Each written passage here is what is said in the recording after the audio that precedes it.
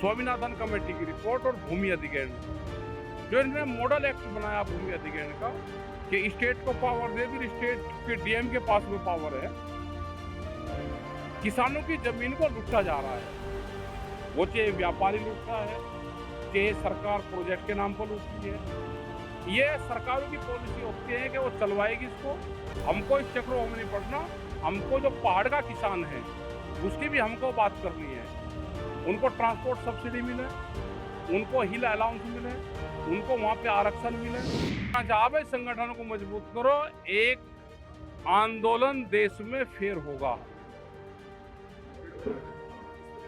देखो, आंदोलन ये होगा, हमारे इशू है कि सरकार किसी भी पार्टी की बने, कर्जा माफी, सरकारों की गलत नीतियों से कर्जा हो या संपूर्ण कर्जा माफी पूरे देश भर का, एमएसपी गारंटी कानून, स्वामीनाथन कमेटी की रिपोर्ट और भूमि अधिग्रहण, जो इन्होंने मॉडल एक्ट बनाया भूमि अधिग्रहण का कि स्टेट को पावर दे दी, स्टेट के डीएम के पास में पावर है, किसानों की जमीन को लूटा जा रहा है। वो चाहे व्यापारी लूट रहा है, चाहे सरकार प्रोजेक्ट के नाम पर लूट रही है। तो ये है कि जो 13 में जो कानून बना था 2013 में, उसको ऐसी चीज रखा जाए। ये हमारे बड़े इशू हैं। ये सरकारों की पॉलिसी होती है कि वो चलवाएगी इसको। हमको इस चक्रों में नहीं पड़ना। हमको जो पहाड़ का किसान है उसकी भी हमको बात करनी है। उनको ट्रांसपोर्ट सब्सिडी मिले, उनको हिल अलाउंस मिले, उनको वहाँ पे आरक्षण मिले।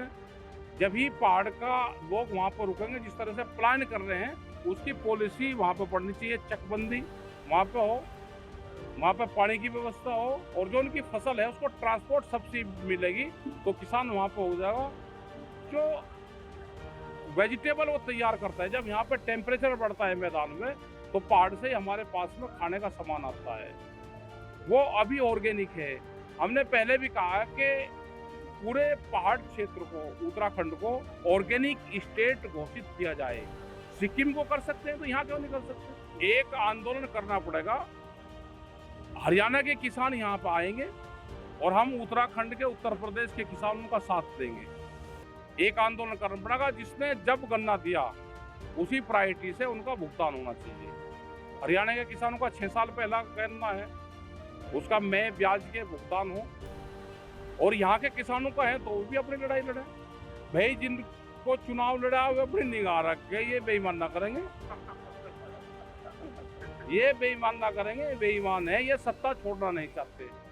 राजा जो है, राजा सत्ता छोड़ना नहीं चाहता। राजा को 2.5 साल रहना, फिर बनेगा राष्ट्रपति। जब ये राष्ट्रपति बन जाएगा तो बहुत सी पावर राष्ट्रपति के पास में आएगी।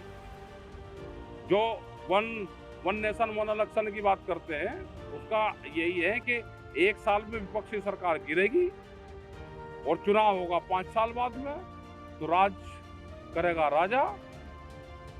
तो राजा से पूछो।